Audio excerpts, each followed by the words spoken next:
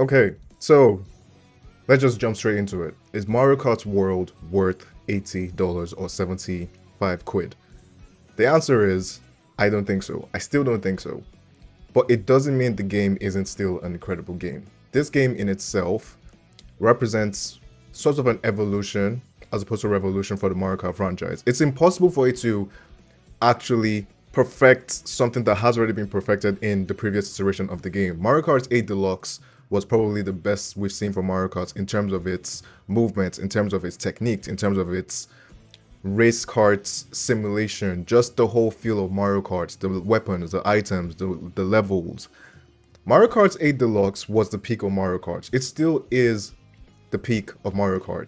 Mario Kart World takes that element and kind of adds a new evolution of that into something similar to a Forza Horizon.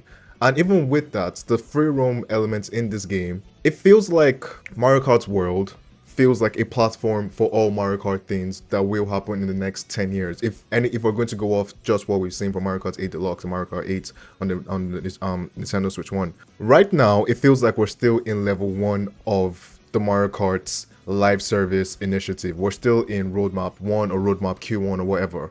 Because even with the levels, yeah, you have the P missions, yeah, you have just the elements of open world exploration of it, but it still feels empty, it still feels barren.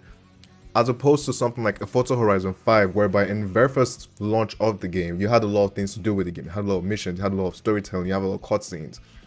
I felt that Nintendo could have done so much more with this addition to the game, whereby we could have had like boss modes, we could have had like, you know, a story, like just something to add. Maybe they will add in a new feature patch or something. I'm expecting it to be a case whereby we are going to get a couple of expansions for this game that actually add more elements into this game as well. Now, that's just the only part of Mario Kart World that is, I would say, relatively new. But it's a Mario Kart game. There's nothing bad for me to say about this game. This game is frantic as hell. With 24 players, I thought that, okay, 24 people might be too much, but it just makes so much sense with just how much interaction, how much... It's so frantic in the way that you could literally be first for like 70% of the whole race, and then in the last stretch, you're hit by a blue shell, and then you're knocked back to 20. A new mode that we also have in this game is called the Knockout mode. Knockout mode is a BR representation of it's a BR implementation in a Mario Kart game whereby 24 players, you have different laps, and in each lap a subset of the players are knocked out. This mode is frantic, especially online. I can see myself playing this for so many hours. I can see myself playing this for so long, whereby it just feels good. It feels amazing.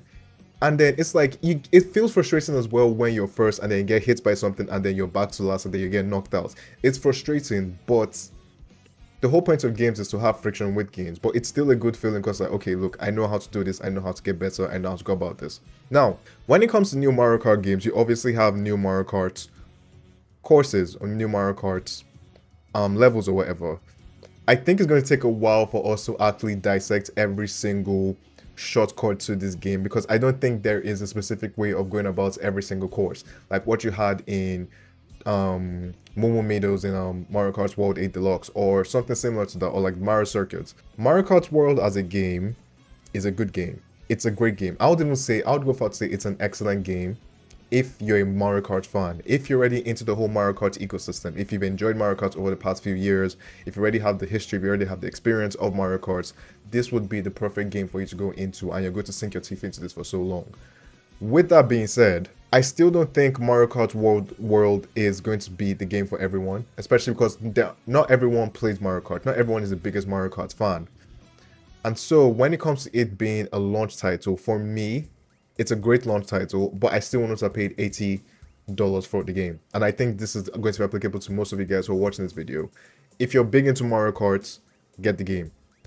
Ideally, get the game with the bundle. I wouldn't tell you to get the game without the bundle because that's more expensive. Get the game with the bundle, enjoy the game, go through it, have fun. But if you're someone who's, okay, I want to get Nintendo Switch 2, do I need to get Mario Kart World? If you're still on the fence of trying to get Mario Kart World, it's probably not going to be the game you should get right now. Just because I feel like the game is still in its first iteration of what type of game it's going to be. And this is just me being honest, and this is just from what I've just seen so far. It just feels like this is still a platform whereby we're going to add multiple expansions, multiple storytelling, multiple things in this game that makes it bigger. So yeah, those are my impressions of Mario Kart World. It's an amazing game for me. I've enjoyed it so much. I probably put in about five hours into the game just online, going through some field room stuff, going through some single player maps as well. It's incredible. It's good. Not worth $80. Not worth $80 though, but it's still a very good game. Thank you guys for watching the video. Hope to hear from you soon. I'm gonna see you in the next one. Peace out.